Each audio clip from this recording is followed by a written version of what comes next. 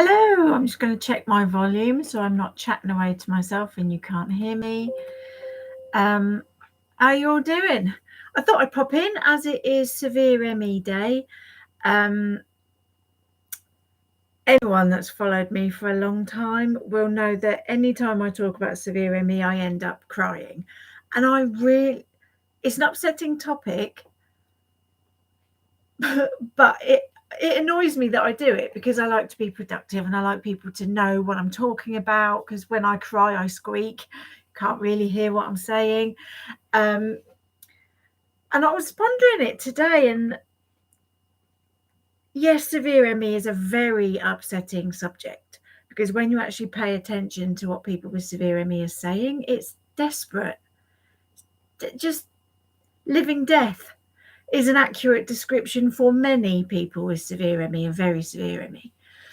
But I think, I don't know, maybe personally it's from a selfish point of view in terms of all of us with ME/CFS, provided we meet the ME criteria, are always at risk of deterioration. And without thinking about it, maybe at the back of my mind, I'm thinking, will that be me? I don't know. I'm not going to say that is going to happen to me because it might not. Every chance that it will, every chance that it won't. Don't know. And I know hundreds of times I've been told by fellow ME patients, don't push yourself, Sally, you don't want to risk worsening. Unfortunately, I'm a very driven person. We all are. I'm not saying that everybody else isn't. And sometimes I don't listen to advice because I just think I need to do this. And and with hindsight, I guess if I do deteriorate, then I'll always have that regret. But I've been doing it for 9 years now, and I have had a little bit of a deterioration. So I don't know. All I can do is pace, take care of myself as much as I can, whilst still pandering to the pushy side of my nature that likes to get stuff done, because I am able to do that at the moment. With difficulty, I'm not going to lie. My brain fog is atrocious. Anyone that's been keeping up to date on Twitter today, I am perimenopausal. My GP didn't even bother doing a test, because you can do blood tests and stuff, because I had one of those done about 9 years ago, and the GP said, oh, you're far too young to be perimenopausal, don't worry about that. And I'm like, we've got early menopause in my family, like early 30s, early menopause. So I wouldn't have been surprised. But this GP said to me, oh, you're far too early, don't worry about it. Even though I felt like I was going through something. Anyway, so I went last week for something else, and I just said to her, oh, any chance I could be perimenopausal? Or she said, well, you're over 45 now, so yes. I don't like that. I was like, yes, you are getting old. Go away. Anyway, so I've got the hot flushes. My temperature control mechanisms have all gone out the window. We all know it's with ME, you're kind of icy cold, boiling hot, irrespective of what the weather is outside or how hot the heating is. And for 16 years of having ME, I've slept every single night under two duvets and one blanket, so 3 coverings every night for 16 years, irrespective of whether it was winter or summer, whatever. But since this perimenopause started going a bit nuts about 6 months ago, now I sleep with one duvet and I'm still hot. And it's messed with my energy levels in terms of, so my pattern used to be, I wake up at stupid o'clock in the morning. That could be anything from 3:30 in the morning, but never normally later than about 6:15. So that's kind of my wake up time, that window. And then I used to have an okay level of energy. I'd have to take rest breaks, but I had an okay level of energy to last me until about 2:00 in the afternoon. And then that's it. That was the end of my day. 2:00, no work after that. But for the past 6 months, I still wake up at stupid o'clock, and I have energy for about an hour, 2 hours maybe. So if I've woken up at 3:30, I'm out of energy by 5:30. for a couple of hours, and then I'm like, my brain just does not work. And we know fatigue, that's why I struggle. And then so I literally can't function properly, can't string two words together until after lunch, and maybe 2:30, which is when for 16 years is when my body stopped working, and that's when my day ended. So now I've got to get into a new habit of doing as little as I possibly can in the morning, which to me feels like I'm wasting time, and it does my head in. So do nothing in the morning, and then work for a bit in the afternoon, and then rest. My entire routine has just gone out the window, and the only thing I can put it down to is perimenopause. So it's annoying, because why couldn't my sleep pattern change so that I was like, waking up much later? If I woke up at like 10 in the morning, that'd be great, and then I'd have energy at about 1-2 o'clock, and then, but no, I'm still awake at stupid o'clock in the morning. I guess when you wake up really early, well, my thinking about it is I like to get everything that I need to get done as quickly as possible so that I can do nothing after 2 o'clock. Always been like that. And now I'm kind of, but I can't do anything until 2 o'clock, and then I've got to get started when all I want to do is just sit in front of the telly. Like, well, no, it's habit now. Anyway, yeah, so I only started work at 2 o'clock today. I've been sat there tweeting loads. So people that have been joining me on Twitter today, hello. Trying to share the word about severe ME. This year I kind of decided I wasn't going to create anything, because I do not have severe ME and I'd have no experience of it. But my aim this year is to amplify the voices of the patients that are posting things. I think I posted a couple of bits on refining gravity. Oh, right. I signed up to Google Alerts. Anyone that doesn't know what that is, I don't know if it's a business only thing or if people can do it. I don't know, but I do it as a business. So you can sign up so that Google scans the internet for every single article written on a certain subject.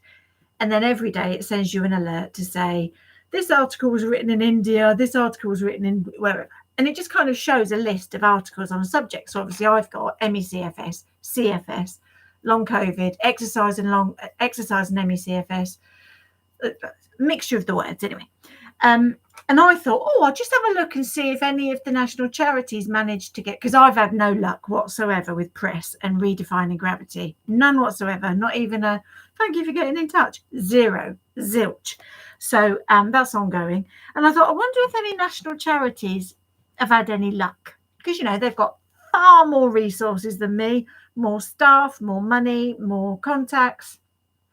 So I'd look, not one, nothing, nada, on severe ME in the UK international press, because Google does it internationally.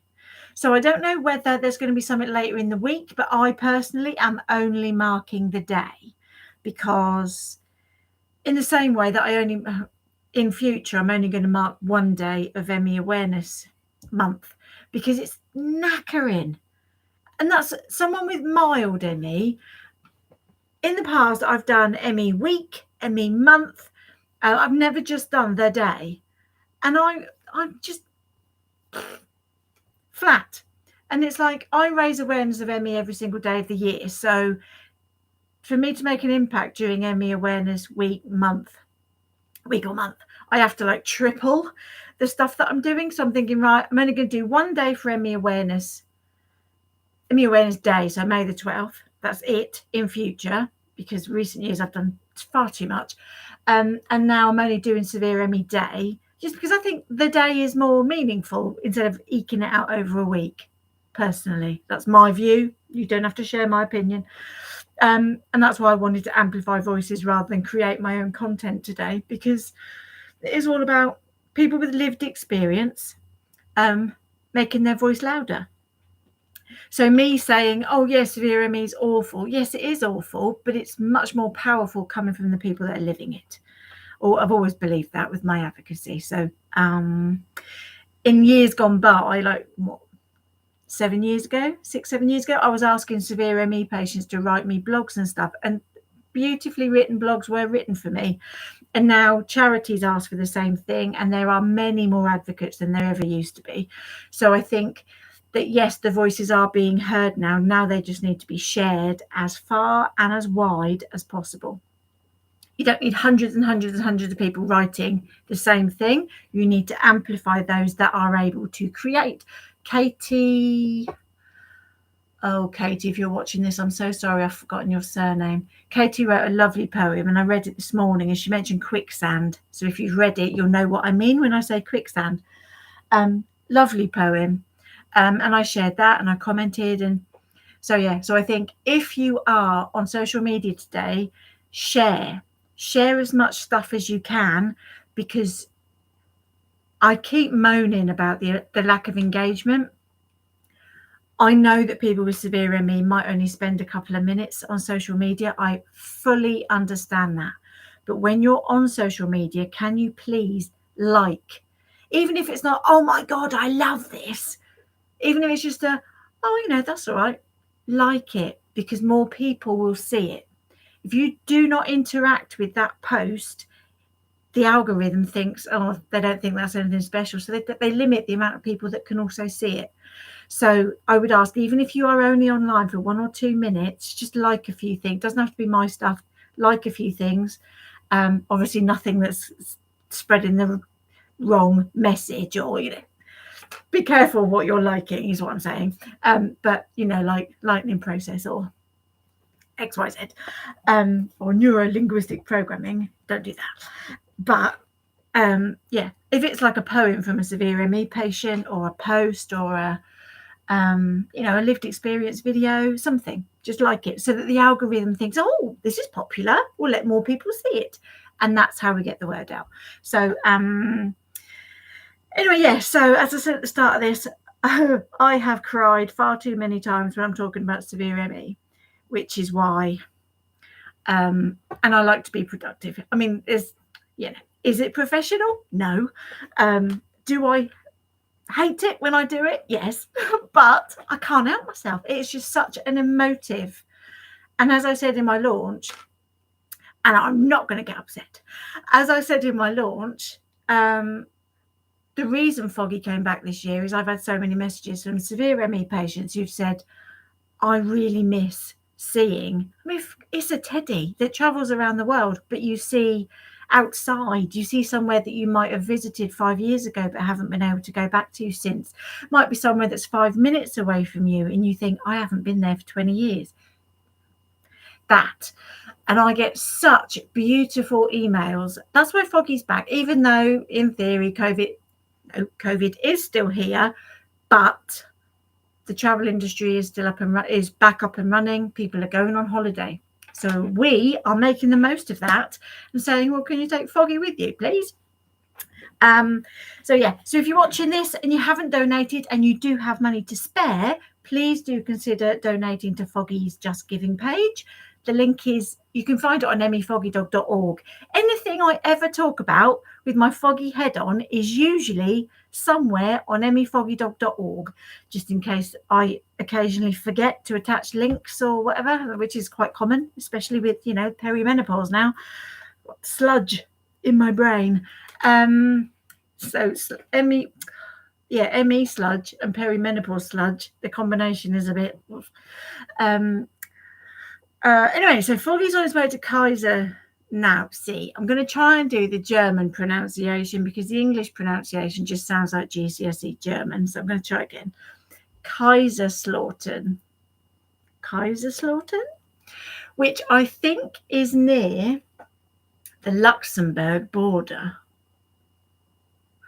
I think. Anyway, so he should be arriving in the post today. It was funny because Anya, who's Foggy sitting, said, oh, I've got the tracker on and he's an hour away.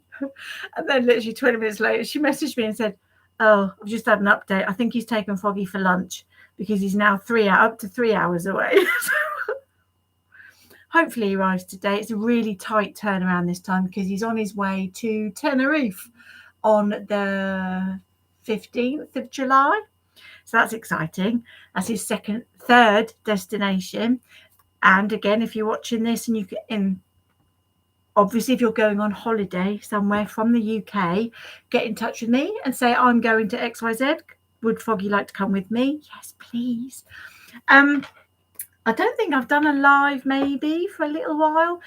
I've had a few people say, you don't seriously think you're going to raise £1 million, do you? Let me clarify. One, I haven't gone crackers. 1 million is the absolute minimum that our community needs now. Absolute minimum. Saying any less than that is just, why bother? Do I think I'm going to reach it? Unless a millionaire sees that Just Giving page, no, I don't think I'm going to reach it. However, people that don't know anything about ME will come across that in the Just Giving page and go, £1 million? What do they need £1 million for? And I'm hoping it will be a conversation starter / why does ME need £1 million? You know, kind of subliminal thinking. So anyway, and it does. We've got 1.25 million people in the UK now that meet MECFS criteria. £1 million isn't even a pound per person. So although it sounds like a heck of a lot of money, which it is, it's a heck of a lot of money, but we need that. So I make no apology for setting £1 million target for Foggy and £1 million target for redefining gravity. And anyone that doesn't know what that is, I have a business card. Hang on, 2 secs. You see it. So that is it round the wrong way? It's round the wrong way, isn't it? You can't see through it, so you can't go that way. Anyway, redefining gravity is, I have set a challenge for myself to host a fundraising concert for 1,500 people minimum.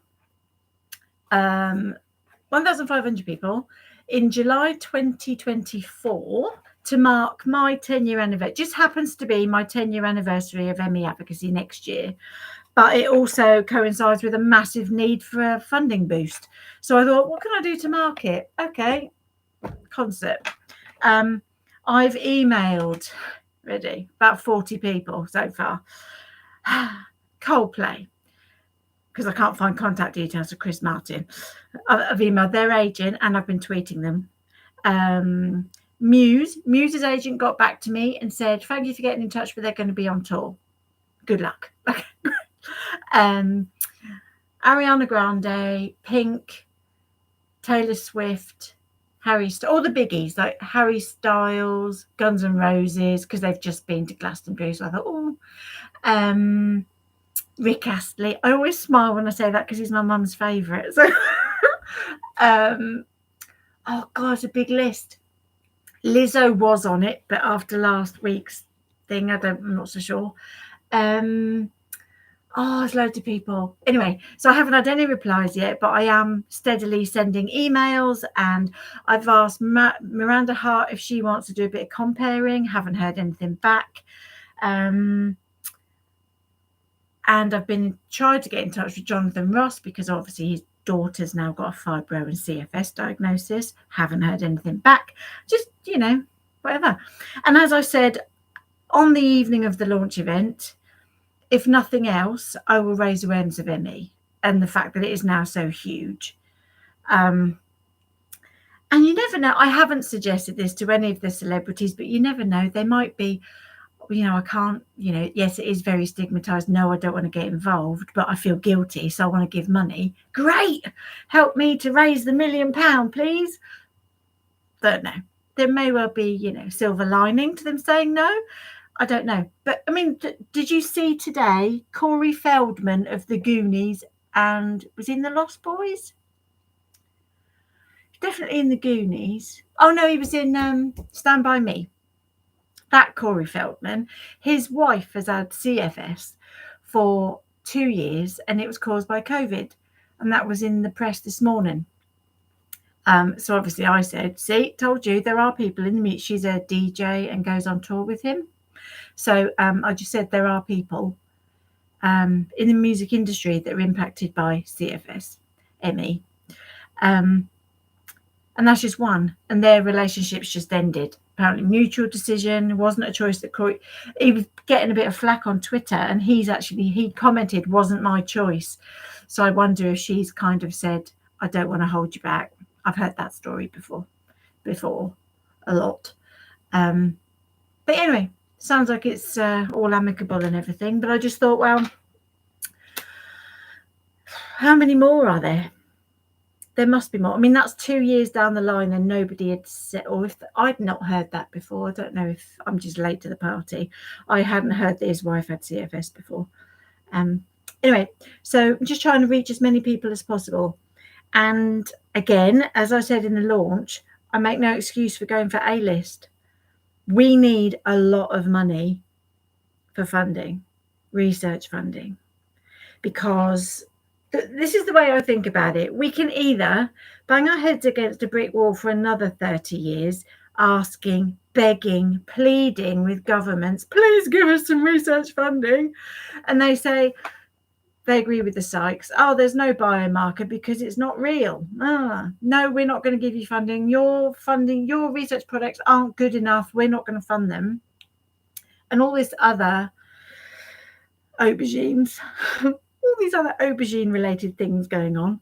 I was trying to get my dad to remember the name aubergine this morning, so I was just saying what the emojis used for on social media, and I was trying to get him to remember the name. Anyway, sorry, I digress. That's nothing to do with me. What was I saying that for now? I've gone off on a tangent. Anyway, yeah. So lots of other political nonsense going on, or we can do what we shouldn't have to do and fund our own research. And by that, I don't just mean like I've done, raise 12 grand and it be put towards a project or towards the freezing of samples for a year. I mean a massive amount of money so that we can find a bloody biomarker, so that we can say to the government, there's your biomarker. Now, will you fund proper research, please? That's kind of my thinking. This is the nudge in the right direction, but the nudge involves raising a heck of a lot of money. So that, because there was a bit of a scandal on Twitter yesterday, the amount of money per pound that goes to, I'm not going to name it because I don't want to stir the pot. Out of a pound, I think maybe, I can't remember the amount, but it was really low. So per pound, something like 10p went to research, like a big charity. And I just want to say 100% of everything that's donated to Just Giving goes to QME. Because Just Giving, they used to take a little fee out, but now they send 100%, and they ask people like me and donors if you want to support Just Giving so they can continue to offer 0%. So that charities get 100%, please donate here. So they do it in a different way, which is good because it means that every single penny goes to Just Giving.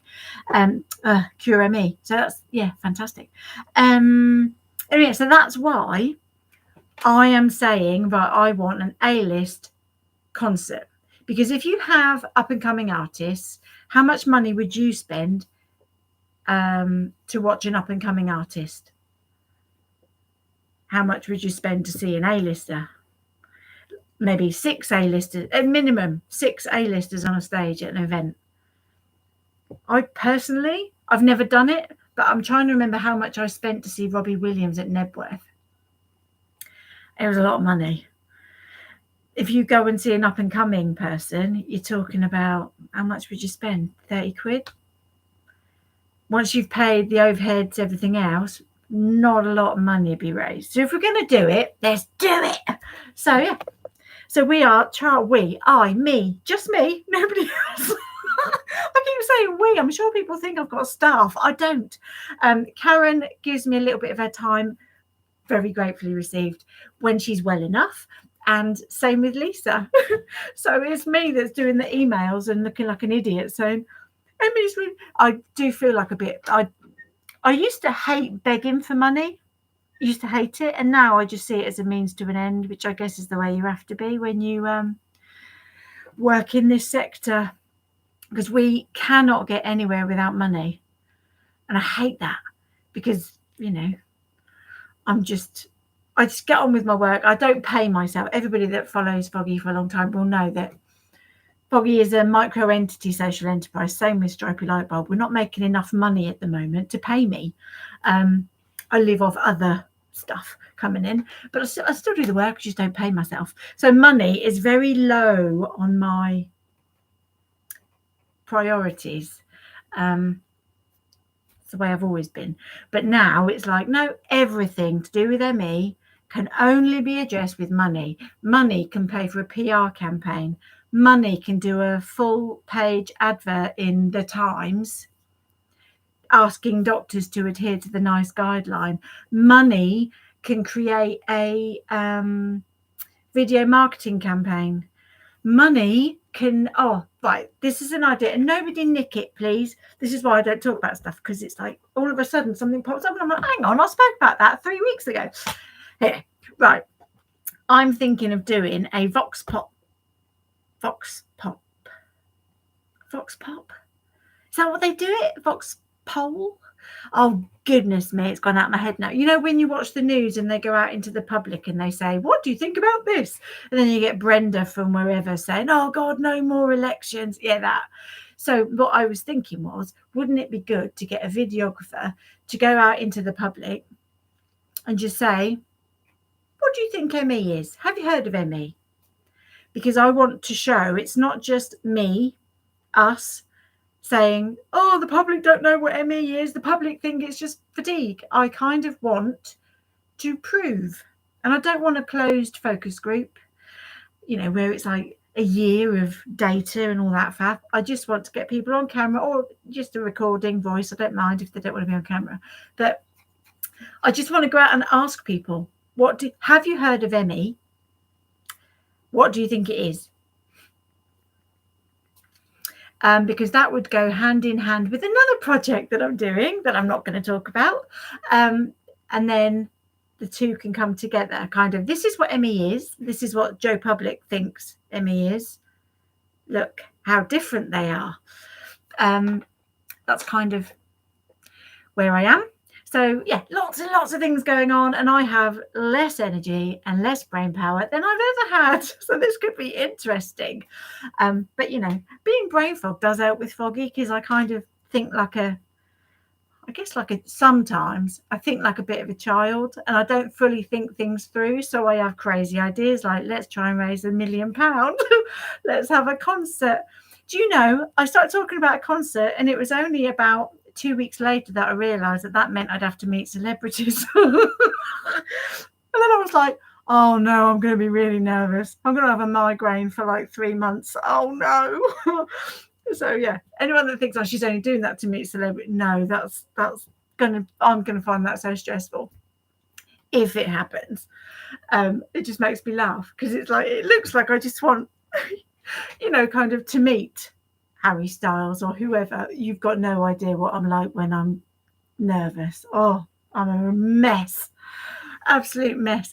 When I was about 13, I saw a Portsmouth Football Club player walk on the other side of the road about 100 meters away, and I was shaking with nerves. Oh, anyway, so yeah, it just tickles me. So if you have any ideas or suggestions of like A-list, because I have to admit, I don't keep up to date with charts. I haven't been to a concert since 2 weeks before my ME hit. I went to see the Magic Numbers, who are awesome. I went to see the Magic Numbers at Portsmouth Guildhall in October 2006. 2006. That was my very last pop concert. I've been to my dad's classic music gigs since, but that's because I'm family and I can get up and sit out in the corridor if I need to, if it's too loud. Can't do that with a paid for pop concert. So I'm not up to date with charts. I just tend to put on Heart FM and dance along in my seat to whatever they're playing.